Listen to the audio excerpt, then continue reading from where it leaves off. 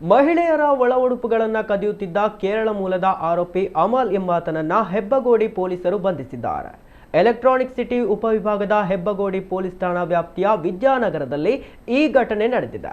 ಆರೋಪಿ ಮಹಿಳೆಯರ ಒಳ ಉಡುಪುಗಳನ್ನು ಕದ್ದು ನಂತರ ಅವುಗಳನ್ನು ಧರಿಸಿಕೊಂಡು ಫೋಟೋಗಳನ್ನು ತೆಗೆದುಕೊಳ್ಳುತ್ತಿದ್ದ ಎಂಬ ಆಘಾತಕಾರಿ ಮಾಹಿತಿ ಬೆಳಕಿಗೆ ಬಂದಿದೆ. ಖಚಿತ ಮಾಹಿತಿಯ ಮೇರೆಗೆ ಕಾರ್ಯಾಚರಣೆ ನಡೆಸಿದ ಹೆಬ್ಬಗೋಡಿ ಪೊಲೀಸರು ಆರೋಪಿಯನ್ನ ಬಂಧಿಸಿ ವಿಚಾರಣೆ ನಡೆಸಿದ್ದಾರೆ. ವಿಚಾರಣೆ ವೇಳೆ ಆರೋಪಿಯ ಮೊಬೈಲ್ ಫೋನ್ ಪರಿಶೀಲನೆ ಮಾಡಿದಾಗ ಮಹಿಳಾ ಒಳ ಉಡುಪು ಧರಿಸಿಕೊಂಡಿರುವ ಹಲವು ಫೋಟೋಗಳು ಪತ್ತೆಯಾಗಿವೆ. ಇನ್ನು ಆರೋಪಿಯ ಮನೆಯಲ್ಲಿ ಶೋಧ ನಡೆಸಿದ ವೇಳೆ ಮಹಿಳಾ ಒಳ ಉಡುಪುಗಳನ್ನು ಸಂಗ್ರಹಿಸಿ ಇಟ್ಟುಕೊಂಡಿದ್ದುದು ಪತ್ತೆಯಾಗಿದೆ. ಈ ಸಂಬಂಧ ಹೆಬ್ಬಗೋಡಿ ಪೊಲೀಸ್ ಠಾಣೆಯಲ್ಲಿ ಪ್ರಕರಣ ದಾಖಲಾಗಿದ್ದು ಮುಂದಿನ ತನಿಖೆ ಮುಂದುವರೆದಿದೆ.